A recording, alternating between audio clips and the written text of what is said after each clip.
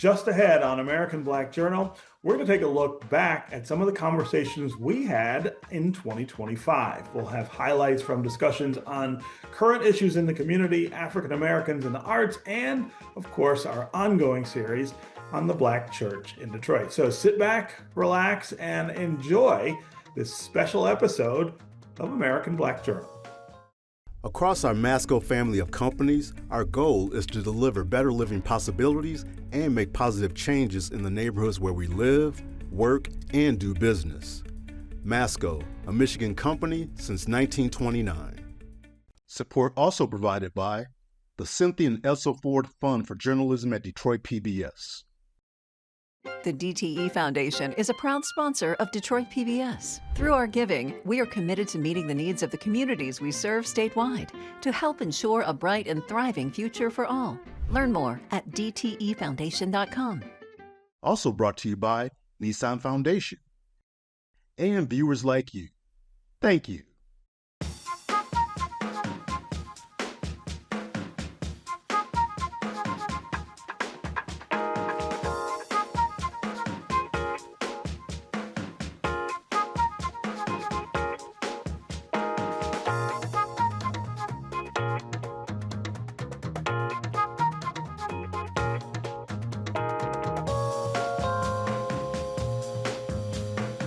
Happy New Year and welcome to American Black Journal. I'm your host, Stephen Henderson. As we begin 2026, we're looking forward to bringing you another year filled with interesting guests and thought-provoking conversations about the issues that have an impact on the African American community. Today, we're taking a look back at some of the conversations we had during last year's episodes. Let's start with our segments on Black military veterans, gun violence, and the 100th anniversary of the Dr. Ossian Sweet civil rights trial. It was 100 years ago when Dr. Ossian Sweet, an African-American physician, moved his family into a white neighborhood on Detroit's east side. Shortly after, an angry white mob gathered and threw rocks and bottles at Dr. Sweet's house. One of the attackers was shot and killed, and the subsequent murder trial for Dr. Sweet made civil rights history. The Detroit Police Department comes in, they arrest everybody, charge them with first-degree murder. It's not just Dr. Sweet and his wife, but there are 11 people in this group. So the NAACP intercedes, hires Clarence Darrow. Darrow comes to Detroit, stands before Frank Murphy, and affirms a man's home is his castle, whether he's white or black. And this trial begins at the end of October, runs all the way through Thanksgiving. The turning point of the case is when they asked Dr. Sweet to testify, and the co-counsel, Arthur Garfield Hayes, asked him the poignant question, "What did you think when you saw the crowd?" And Dr. Sweet says, "When I opened the door and I saw the mob, I realized that I was facing the same mob that had hounded my people throughout its entire history. In my mind, I was pretty confident of what I was up against. I had my back against the wall, filled with a peculiar fear, the fear of one who knows the history of my race. I know what mobs had done to my people before." And with that testimony, he would tell the story of how African Americans have had to struggle with mob violence ever since we've been in this country, right? And that was the first time that all-white male jury had an opportunity to take off their rose-colored glasses and see the world in black and white, the same way black people saw it, and understand the psychology of the defendants when that mob came. And that was a turning point. That after that case, after that trial, Murphy would turn the case over to the jury. They would come back with no decision. Murphy would declare it a mistrial, throw the case out, and then in April, Dr. Sweet's younger brother, Henry, would be retried because he's the one who actually testifies that he shot into the mob. But after 2 hours, the jury would come back with a not guilty verdict. Earlier this month, Church of the Messiah, led by Pastor Barry Randolph, held its 18th annual Silence the Violence March and Rally. The event honors innocent shooting victims and brings together Detroit residents, law enforcement, and lawmakers to find ways to end the gun violence in our city's neighborhoods. American Black Journal contributor Deja Moss was there, and she produced this report.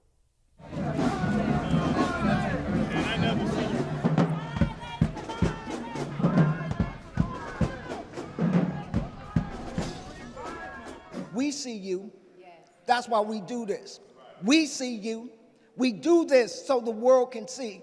And one Saturday in June, we got to take it to the street. My son, Khalil Allen, was killed July 12, 2023. I'm really focused right now on the young people that are in gangs, the young people that have stepped out of gangs, what they're missing, and what I can do to pour in and fill. It's one thing to ask them to put the gun down, put the stick down, but what are we doing as a community to pour back into them? It's definitely kind of like disturbing in a way because it's so normal to us, especially with social media. You can scroll and see senseless violence, stuff like that easily. So, but over time, doing stuff like this will help overpower and change the narrative for it. My best friend was killed, and it was over something petty, you know, and they followed him to his mother's home and shot him in front of the home, and his parents had to find him. Aside from that tragic story and how it makes me feel, you can see it's bothering me now to this day, and that was almost 20 years ago, but it still hurts. I still think of him, his child, and the people we grew up around, and how easy it was, or I don't want to say easy, I want to say how common it was. The violence was so common to us that we just became comfortable with it, and that's the scary part. One of my brothers was murdered in prison. My other brother, he was a part of some violence in the community. And my father, he committed suicide the day after Thanksgiving. So gun violence is not just something that's just, random. These things are happening to us every single day that we carry. And I could be mean and mad and angry about the things that have affected my family, but I choose to stand against gun violence so that the things that have happened to me and my family don't happen to somebody else and their families. Silence the violence! As we observe Veterans Day, we're taking time to honor the legacy of African Americans who served in the United States Armed Forces. My first guests are members of the Detroit chapter of Tuskegee Airmen Incorporated. The Korean War was a little different as far as the wars are today. Mm-hmm. When I was in Korea, I was stationed at Kimpo, Korea. For those who have been to Korea, it's K-14. Now, in Korea, the war was close to the time that the United States Air Force was formed. It was formed in 1947. Mm-hmm. And a lot of the NCOs and officers that were in the Air Force at that time were leftovers from the old Army Air Corps. Mm-hmm. And some of them were from the Deep South, and they brought their prejudices with them. Sure. However, the Air Force changed as time progressed. I started off in Virginia, where I received my nursing registered nurse license, and this was in the 40s. However, it was a school called Hampton, Virginia, Dixie Hospital. Mm-hmm. It was segregated.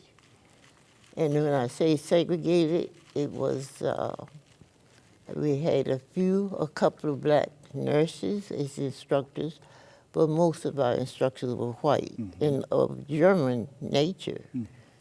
And so I did get more involved in the surgical aspect. Mm-hmm. That was with my interest. However, because of certain rules, even our dialect had to be changed, because mm-hmm. Virginia was one of those states that believed in segregation, mm-hmm. which means it was the difference between the classes of people. And when I went for the surgical classes in the operating room, and I encountered from one of my German instructors, and she had asked me to do some technique. And my response to her was, yes, Miss Gamage. And she grabbed me by the back of my gown in the operating room, snatched me back. I think if I hadn't been tiptoe, I would have probably fallen. However, her problem was, I said, yes, Miss Gammy. And she blurted out, you don't say yes to me. You say yes, ma'am, to me. American Black Journal has been on Detroit PBS for 57 years. Throughout that time, we've had conversations with talented African Americans in the arts. Last year was no different. We continued to shine a light on African American culture with guests who included the 2025 Kresge Eminent Artist, a groundbreaking tenor, the world's most recorded jazz bassist, and a New York Times best-selling author. I began my career as an actor. Yeah. Like that's where I started at a place called Virginia Tech. And I auditioned for plays and didn't get cast. And I said, okay, well, I got to figure this out. And so I began writing plays to cast myself. Right. So the writing happened as a result of that. 44 books. I mean, that is an incredible number. Prolific is the word that keeps coming to mind. But there are also the range of things that you're writing about is really broad.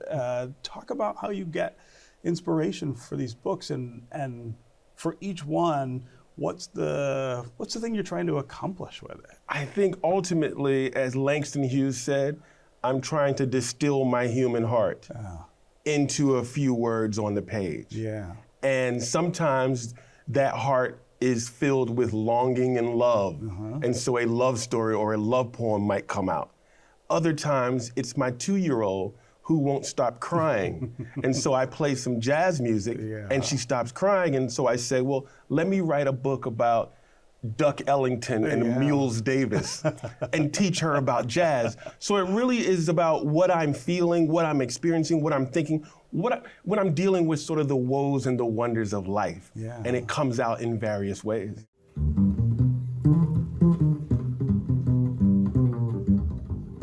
So you started playing the cello at the age of 10 and then switched to bass at Cass Tech High School. And you were classically trained throughout that time and all the way during your time at Eastman, and you transitioned to jazz.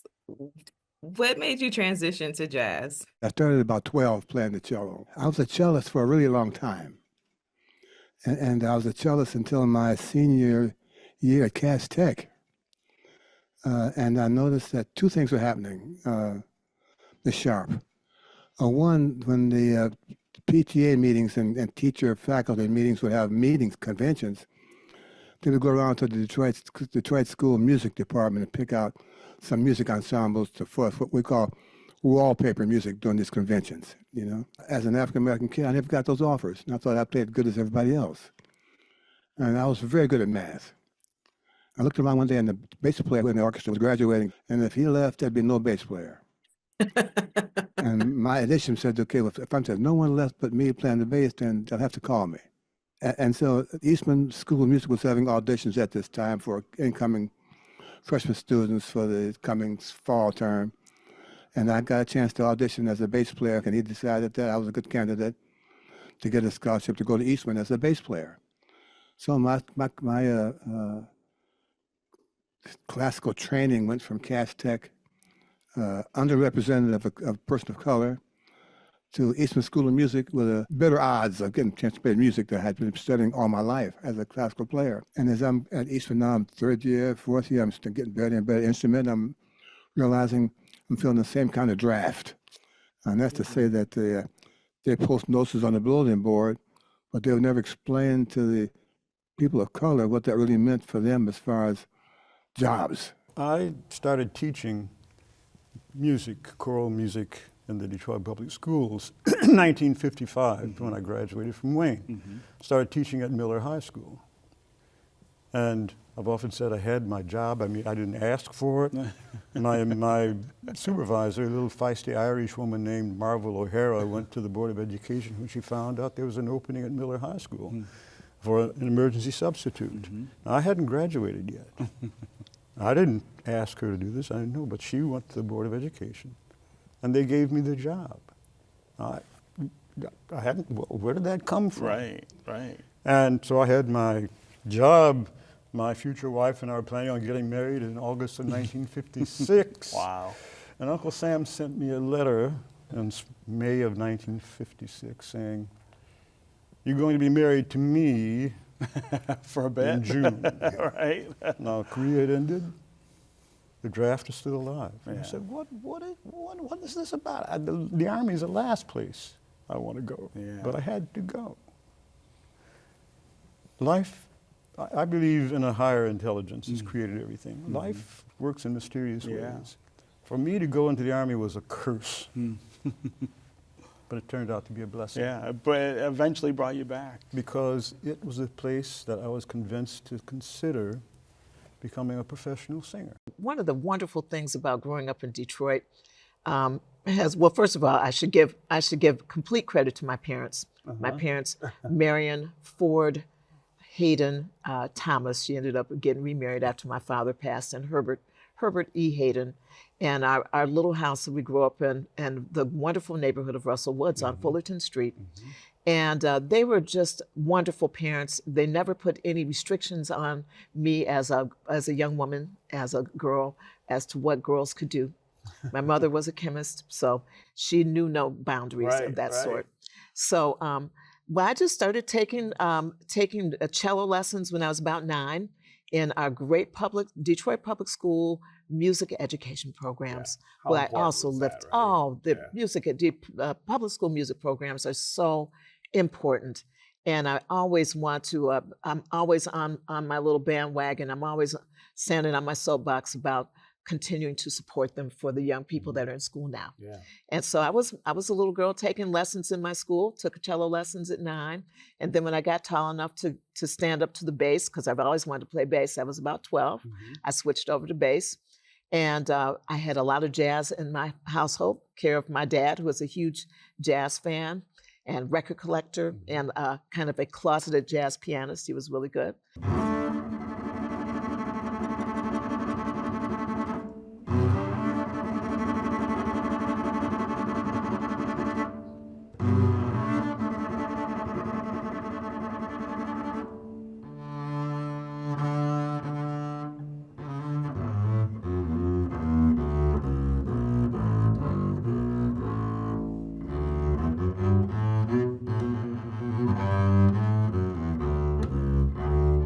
"2025 was our 5th year bringing you monthly episodes that focus on the Black church in Detroit. We've covered a really wide range of topics with an incredible group of African American religious leaders. The series is produced in partnership with the Ecumenical Theological Seminary and the Charles H. Wright Museum of African American History. Here are some highlights from last year.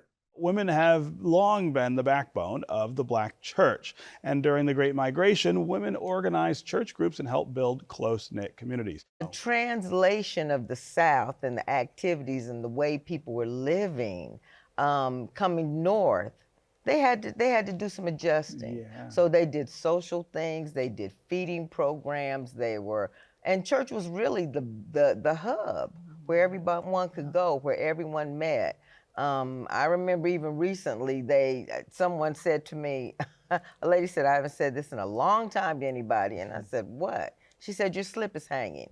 They made sure social things were happening. Yeah. They made sure you had your adjusted, not just in the social world and how to, maneuver, but they were also dealing with the economics of families. They dealt with the political institutions. They actually were the backbone of the church. And even today, the church still survives because somebody's grandmother or great-grandmother sat in and came up and then said, "Oh, no, this is what we must do." Yeah. They taught Sunday school. They whatever the need was. And when they saw families struggling, they would step in and make sure the family was adjusting. This idea that the Black church is a safe space for our young people to, first of all, talk about mental health, and then find support. I'm not sure that everybody necessarily realizes what that means or how that plays out. So I want to give each of you a chance to talk about what you see in terms of young people in the Black church confronting this crisis in mental health. Bishop, I'll start with you. Okay, so I've served as a youth pastor many years before I became senior pastor. So I've always had an eye for young people and their mental health. But over the years, I learned that the church doesn't have to do everything. The church has to be a safe space. So currently, we have several organizations that have housing at the shrine who come to us, right, to offer different kinds of services, but certainly a listening circle, a place where they can come and share and talk is very therapeutic, especially in times like these. So we try to provide that on a regular basis. What does that look like at Hartford? Well, it looks like quite a few things. First and foremost, it starts with Black liberation theology, saying that God made everyone, and when he made us, we were good. We are good. So that helps us to strengthen the self-love of our young people. And then also we have a number of different fellowships, not only with the youth alone, the teens alone, the youth and the teens together, but also throughout the generation so that we can combat isolation as well. And then of course we have a number of different programs, a number of partners, but even in our teen church and our youth church, it's such a small gathering around a table where we can look the students in the eyes, where we can say, hey, this week feels a little bit different. Can we chat for a little bit? So it's really increasing that personal connection and reminding ourselves that the Bible says God puts the lonely in families. We have no clue what individuals experienced during the pandemic, but now we can say, hey, let's work to make sure that you're exactly where you need to be and getting better. Black music is American music, and so much of that is true because of the roots of spirituals and gospel. It's 2025 though, and of course we arrived here on this continent many centuries ago with that music and with those traditions. Let's talk about what that looks like now and how it may be different, how the influence may be different than it has been in the past. Dr. Powell, I'll start with you. Oh, okay. The influence on the community? Sure. Well, it continues in some interesting ways. Jamal Roberts just won on American Idol. Right? And he was singing gospel songs. Yeah. He had earlier been on Sunday Best, where he had not won, but Kirk Franklin had encouraged him to just, connect with the audience. And he had so many votes on American Idol that I think it means that people don't just brush gospel music aside because it sounds great. And many of them embrace the message of it. There are other places, of course, where we can see it, of course, in TV shows and movies. I don't know, sometimes I look up and I'm like, wait a minute, you guys are singing Oh Happy Day? Okay, the song was recorded all these years ago, 55 years ago, and you're still singing it. But it still has an influence on so many people. We can go back to the beginnings of Black gospel music as we know it. Our credited father, Thomas Dorsey, was a blues player and worked with Ma Rainey, one of the great mothers of the blues, and they would throw him out of the church for that gospel blues that we now term as the sound of Black gospel music. Right. Traditional. Yeah, traditional. You can go classic and go to James Cleveland, and then go find your way to Edwin and Walter Hawkins and Andre Crouch, who were at sometimes bastardized for the sounds that they brought. Not then, at some point later, they called, now that's gospel. Right. And then, of course, Kirk Franklin, sampling, hip hop and rap and stomp, and they said, now that's gospel. So we're always going to be flipping. But the same thing happens with rhythm and blues, with R&B, because they booed Whitney at the Soul Train Awards, for a sound that they felt wasn't truly R&B. I think it's so funny, but I think it's good to allow for the dialogue about what what our sounds are. And what they are continuing to evolve. I was going to say it's still evolving. So where is it headed now? Well, let's just say the biggest selling gospel female is CeCe Winans. But I have academic friends who will not be named who think because some of her music is categorized as CCM, contemporary Christian music, and not categorized as gospel, they're like, I just can't play that anymore. I'm just not going to share that anymore. And so you're talking about the sounds, but there are others, Tasha Cobbs Leonard, and there are many others who also embrace CCM and gospel music. Yeah. But we have, some of us have in our head, if it doesn't sound like the day I got saved, okay, then it can't really be gospel music. Yeah.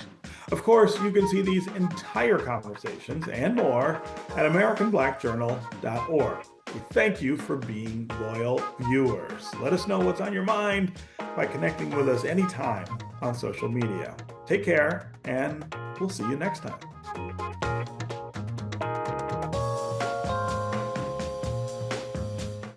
Across our Masco family of companies, our goal is to deliver better living possibilities and make positive changes in the neighborhoods where we live, work, and do business. Masco, a Michigan company since 1929. Support also provided by the Cynthia and Elsa Ford Fund for Journalism at Detroit PBS. The DTE Foundation is a proud sponsor of Detroit PBS. Through our giving, we are committed to meeting the needs of the communities we serve statewide to help ensure a bright and thriving future for all. Learn more at dtefoundation.com. Also brought to you by Nissan Foundation and viewers like you. Thank you.